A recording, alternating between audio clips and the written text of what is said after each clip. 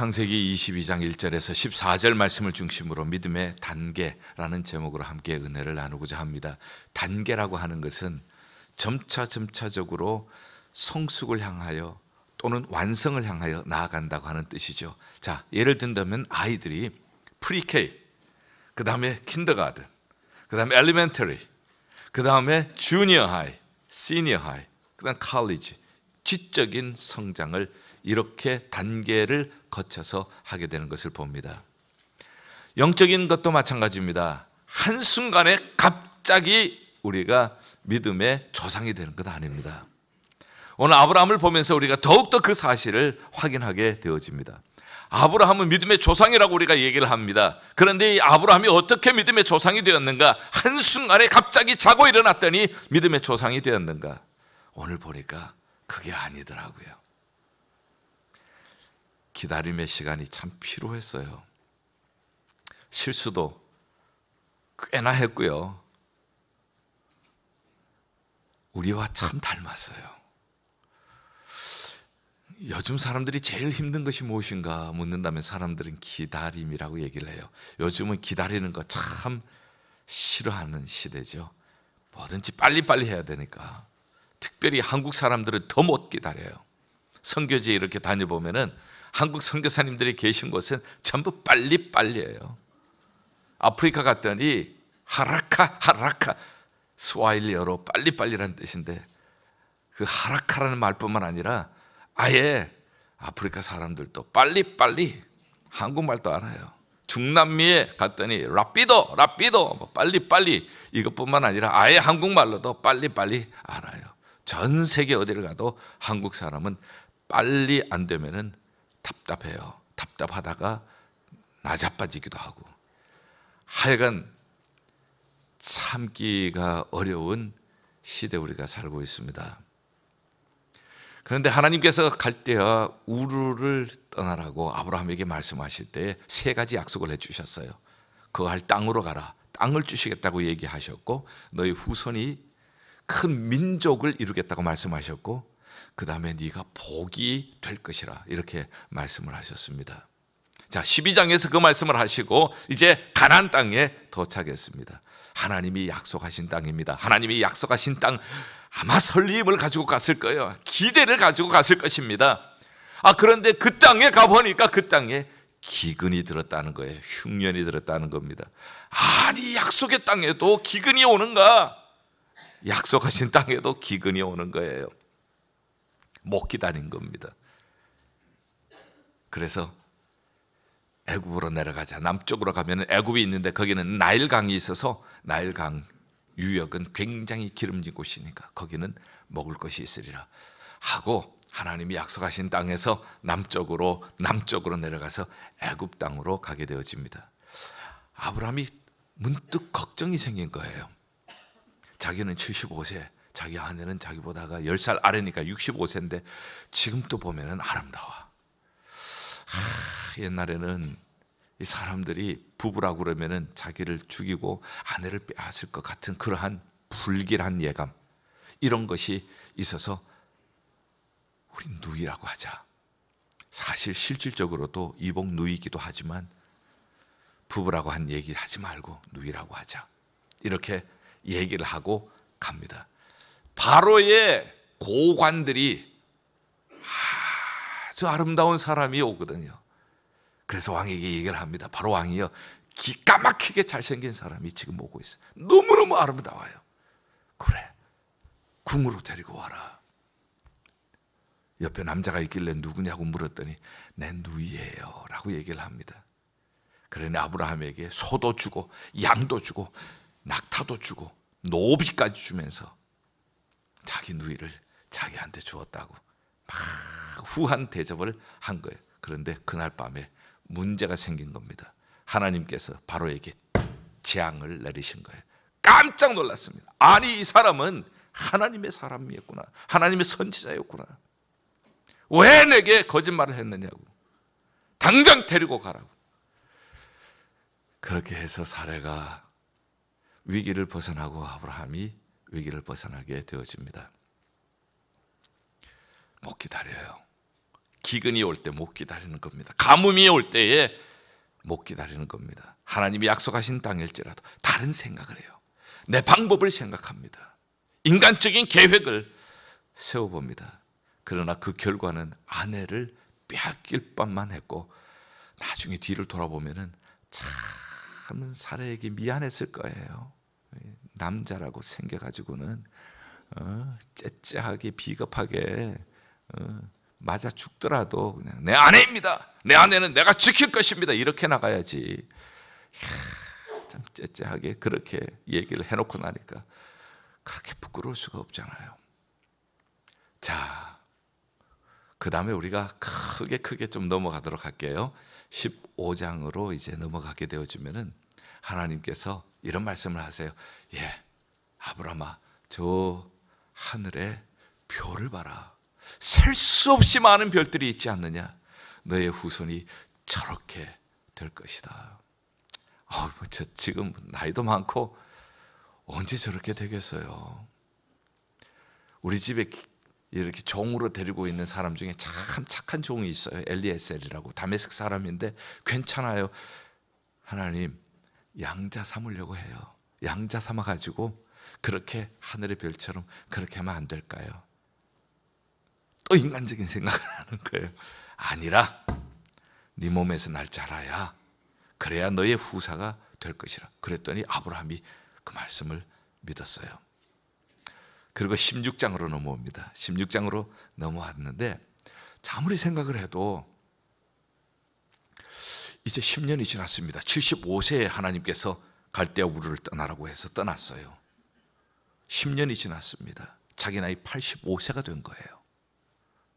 그리고 사례는 75세가 된 것이죠. 그런데 아직 자식이 없는 거예요.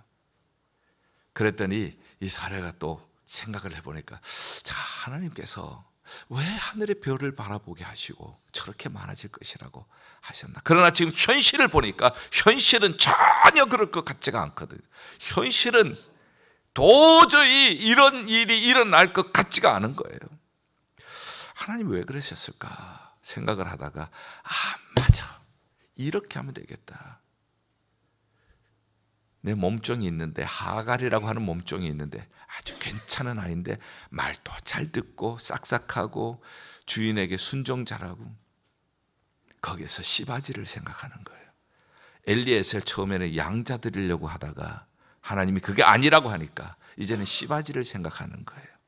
그래서 하갈을 아브라함에게 주면서 하나님께서 이렇게 해서 우리의 후손을 하늘의 별처럼 땅의 모래처럼 많아지게 할 것 같으니까 이렇게 해보자고. 그랬는데 이 아브라함이 너! 이렇게 얘기하지 않고 예스! 그렇게 하면서 그냥 동침을 한 거예요. 그렇게 해서 임신을 했네요. 임신을 했더니 사람이 완전히 달라져요. 그렇게 그전까지는 말 잘 듣고 고분고분하고 싹싹하던 그 여종이 임신을 딱 하고 나니까 주인의 씨를 딱 받고 나니까 그때부터 사례를 우습게 보기 시작하는 거예요. 속이 상하지요. 내가 지금 아기를 못 낳아서 지금 너를 이렇게 했는데 주인을 이렇게 오히려 괄시할 수가 있냐고. 뭐 어떡하겠어요. 그 종을 갚겠어요. 그러니 이제 아브라함에게 바가지를 팍팍 긁기를 시작을 하는. 아브라함이 당신 종이니까 당신 알아서 하세요. 그래서 막 이제 핍박을 하는 거예요. 쫓겨났습니다. 근데 하나님께서 너 돌아가서 내 주인에게 복종해라. 그렇게 해서 태어난 아들이 이름이 누구죠? 이스마엘이 그렇게 태어나는 거예요. 애굽 여종 하갈의 몸에서 아브라함의 씨로 태어난 아들이 이스마엘이죠. 17장으로 넘어갑니다. 17장에 하나님께서 이렇게 얘기를 하세요. 하나님께서 아브라함아, 너 지금 이름 고쳐. 계명 작업을 하는 거예요. 이름 고쳐. 너 아브람이라고 했는데 아브라함이라고 고쳐라. 아브라함은 높은 아버지, high father 하는 뜻이에요. 그런데 너는 이제 아브라함이라고 해라. 그것은 열국의 아버지가 되게 하라. Father of multitude, 열국의 아버지가 될 것이라. 사라에게도 사라에게 이름을 사레에서 사라로 바꿔주는 거예요. 잘 다투는 사람이란 뜻인 사라에서 열국의 어머니, 여주인 뭐 이런 뜻인 사라로 바꿔주시는 거예요. 그리고 이렇게 하늘에 별처럼 많아지게 될 것이다 했더니 아브라함이 하나님, 우리 이스마엘이 있는데 이스마엘이나 하나님 앞에서 잘 자랐으면 좋겠습니다 하고 얘기를 합니다. 그때 하나님께서 아니라 너희 둘 사이에서 태어난 아들이라야 너의 후손이라고 할 수가 있다 말씀하는 거예요. 그리고 이제 사라에게서 아기가 들었을 것이다 이렇게 얘기를 한 겁니다. 그랬더니 사라가 있다가 나는 지금 생리가 끊어졌는데요, 웃었어요. 그랬더니 하나님께서 너 왜 웃어? 하나님께 능치 못함이 있겠느냐? 그랬더니 당황했죠. 하나님이 다 듣고 계셨으니까. 아니요, 안 웃었는데요. 그랬더니 하나님께서 너 웃었잖아. 이거 정말 재밌어요. 이거 이제 코미디의 아주 최고의 코미디. 이제 뭐 90이 다 되어가는 사람에게 몇 년, 1년 뒤에 아기가 들었을 것이라고 하니까, 그러니 믿을 수 없어서 웃었죠. 웃었는데 하나님께서 너 왜 웃니? 하나님께 능치 못함이 있겠느냐? 안 웃었어요. 오리발을 탁 내미는데 너 웃었잖아. 그렇게 해서 태어난 아들의 이름이 이삭. 이삭의 뜻은 웃음이라는 뜻이에요. 그래서 창세기 21장에는 하나님이 나를 웃게 하셨도다. 처음에는 기가 막혀서 웃었는데 이제는 진짜 좋아서 웃게 된 거예요. 이를 듣는 자가 모두 함께 웃으리로다. 100세의 아브라함 나이 100세, 사라 나이 90세에 하나님이 웃음이라고 하는 이삭을 주셨어요. 그리고 이삭을 통하여서 하나님께서 하늘의 별처럼 너의 후손이 많아지리라고 말씀을 해주신 거예요. 그런데 오늘 22장으로 넘어서서 하나님께서는 이 이삭을 너는 모리아 땅으로 가서 거기서 번제로 드리라 하는 말씀을 하십니다.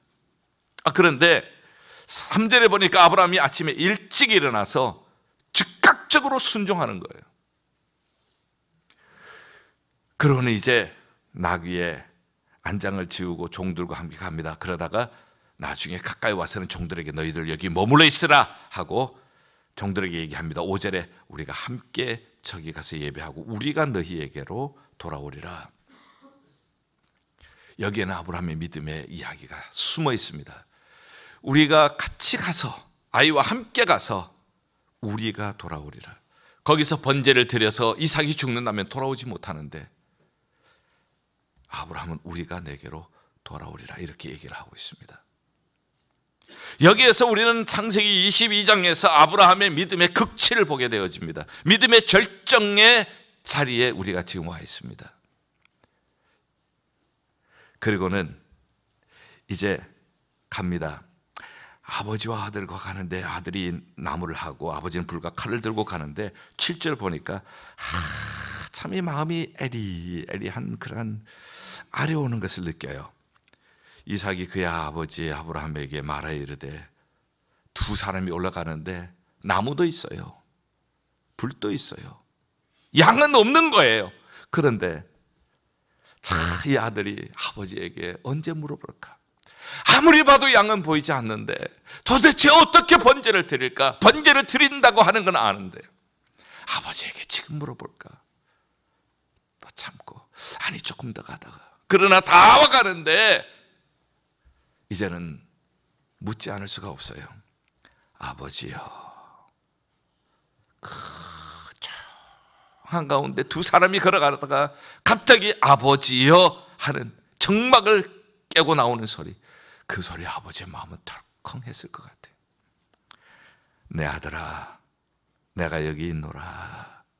이삭이 속으로 몇 번씩 질문했던 얘기를 하는 거예요.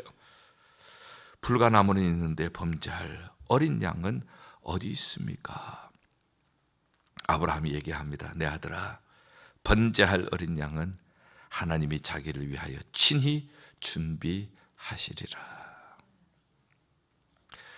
두 사람이 함께 갑니다. 그런데 보이지를 않아요. 두 사람이 함께 갔는데 어린 양이 보이지 않는 거예요.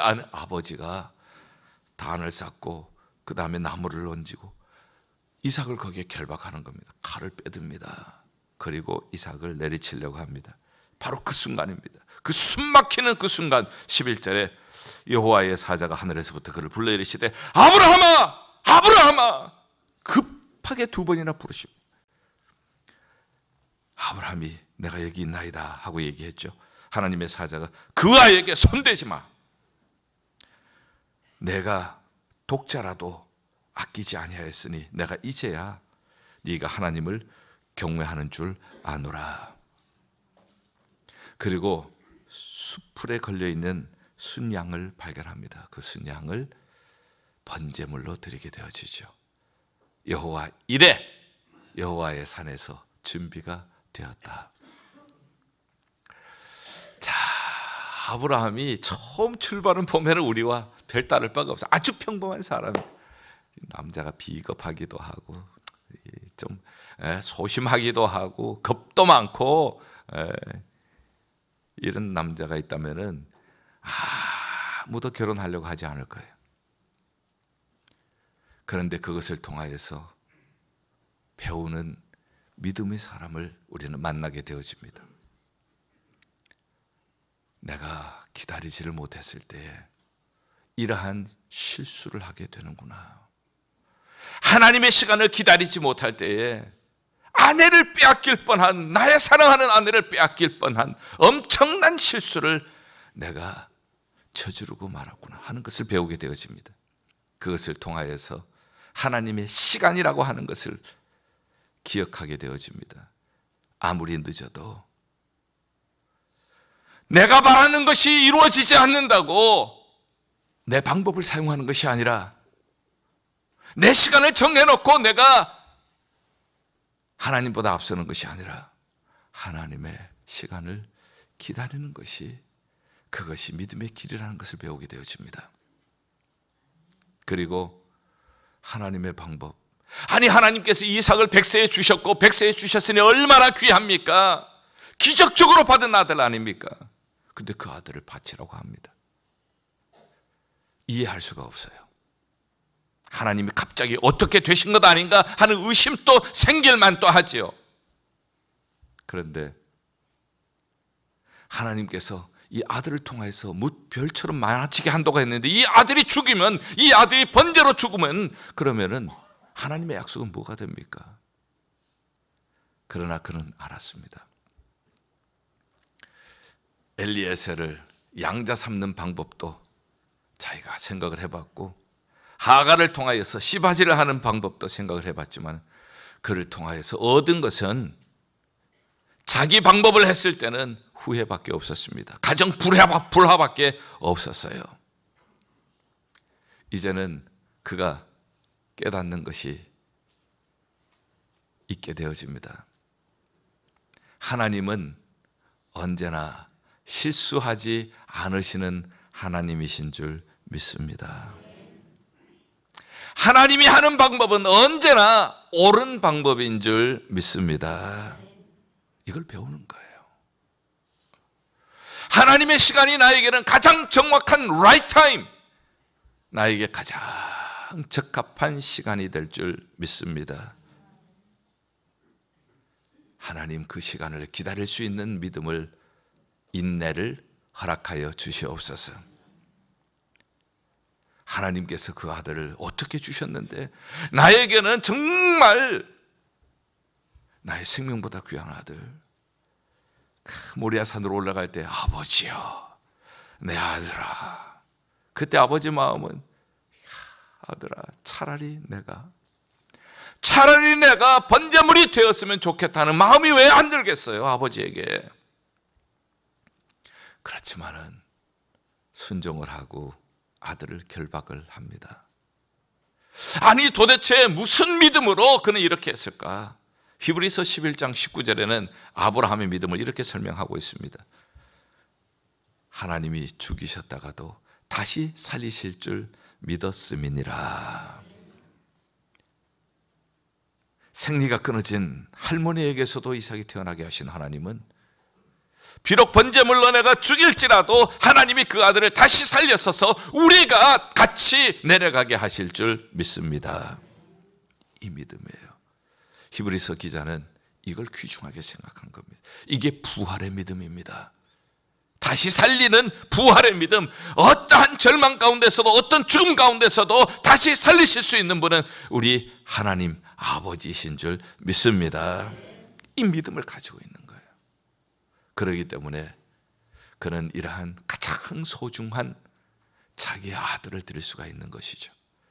하나님이 우리의 믿음을 테스트하실 때에 하나님은 이렇게 우리의 가장 소중한 것을 하나님께 드릴 수 있냐 하는 것을 테스트하십니다. 이삭에게는 가장 소중한 아들이었죠.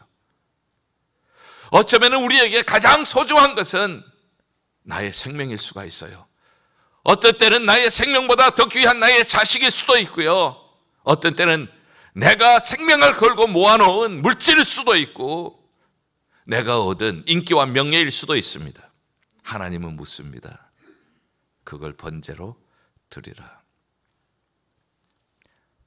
아브라함은 알았습니다. 아무리 소중한 내 아들일지라도 이삭은 하나님의 선물입니다. 하나님께서 나에게 맡기신 하나님의 선물입니다. 이것을 이해한다면 하나님께서 맡기셨다면 하나님의 뜻대로 할 때 하나님이 반드시 다시 살려주실 줄 믿습니다. 절정에 올랐어요. 평범한 사람, 아주 평범한 사람, 실수가 많았던 사람, 허물도 많았던 사람, 그러나 이러한 믿음의 사람, 가장 소중한 것을 하나님 앞에 드릴 수 있는 그런 믿음의 사람이 된 것, 특별한 사람이 된 것은 바로 믿음 하나 때문이었습니다. 하나님은 실수하지 않습니다. 하나님이 하시는 일은 언제나 옳습니다. 하나님의 시간이 가장 정확한 시간입니다. 하나님의 방법이 가장 맞는 방법입니다. 이렇게 우리가 하나님 앞에서 하나님의 시간과 내 시간이 아니라 하나님의 방법, 내 방법이 아니라 순종하며 믿음으로 나아갈 때에 하나님이 아브라함에게 어떤 복을 주셨는지 보죠. 하나님께서는 땅의 복을 주셨습니다. 가나안 땅을 주셨죠. 자손의 복을 주셨습니다. 아브라함의 자손이 뭇별처럼 많아진다고 했죠. 정말 별처럼 많은가? 아브라함의 후손 중에 유대인이 있습니다. 아브라함의 후손 중에 이스마엘을 통한 모슬렘이 있습니다. 전 세계에 얼마나 많은 모슬렘이 있습니까? 아브라함의 후손 중에 그리스도인이 있습니다. 예수 그리스도를 믿는 사람은 그 믿음으로 영적으로 아브라함의 후사가 되어서 아브라함의 주는 복을 유업으로 이어받게 될 것입니다. 그러니 아브라함의 후손은, 자, 유대인들도 아브라함의 후손, 모슬렘도 아브라함의 후손, 그리스도인도 아브라함의 후손. 세상에 얼마나 많은 유대인들이 있고 모슬렘이 있고 그리스도인들이 있습니까? 하늘의 별처럼 많았죠. 하나님께서 하신 말씀은 그대로 하나님이 이루십니다. 복이 되게 하리라고 하셨어요. 하나님께서 복이 되게 하셨습니다. 유대인들을 통하여 성경을 우리에게 주셨습니다.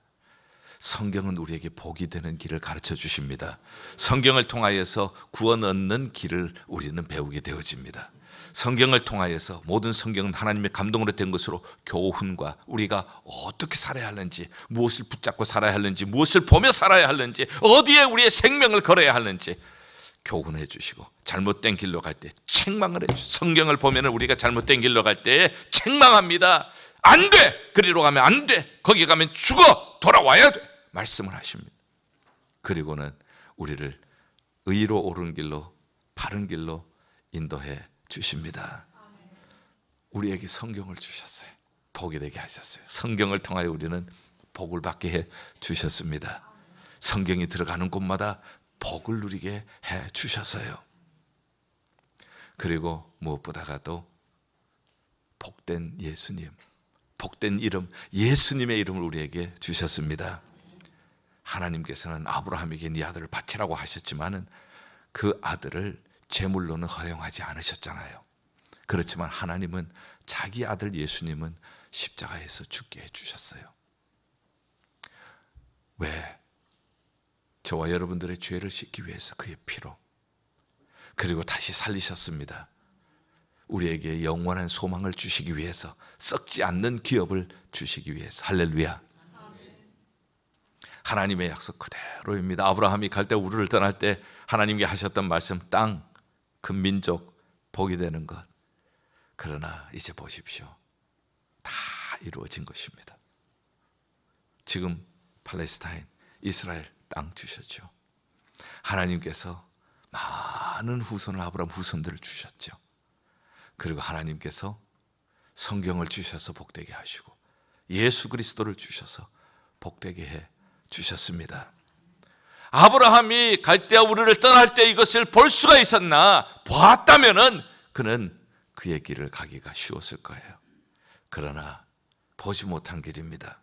단지 하나님의 약속만 하나 붙잡고 나아가는 길이에요. 하나님은 실수하지 않는 분이신 줄 믿습니다. 하나님이 하시는 일은 언제나 옳은 일을 하시는 줄 믿습니다. 하나님의 시간이 가장 정확한 시간인 줄 믿습니다. 그 시간까지 믿음으로 기다리며 인내하며 기도하겠습니다. 하나님의 방법이 내 생각과는 다를지라도 하나님이 이삭을 통하여서 하늘의 별처럼 많아지게 했는데 그 아들을 번제물로 드린다, 이해가 되지 않을지라도 드리는 아브라함을 보세요. 내 방법과 다를지라도 하나님의 방법은 언제나 가장 선한 방법인 줄 믿습니다. 이 테스트, 아브라함을 시험하사 하나님께서 이 시험을 통과했을 때 여호와 이레의 복을 주신 것입니다. 그리고 하나님의 언약을 이루어 주신 것입니다. 사랑하는 여러분, 우리에게 이러한 테스트가 있을 때에 우리도 믿음으로 이 테스트를 잘 이기는, 통과하는 여러분들이 될 수 있기를 바랍니다. 그래야 여러분들도 복이 되기를 바랍니다.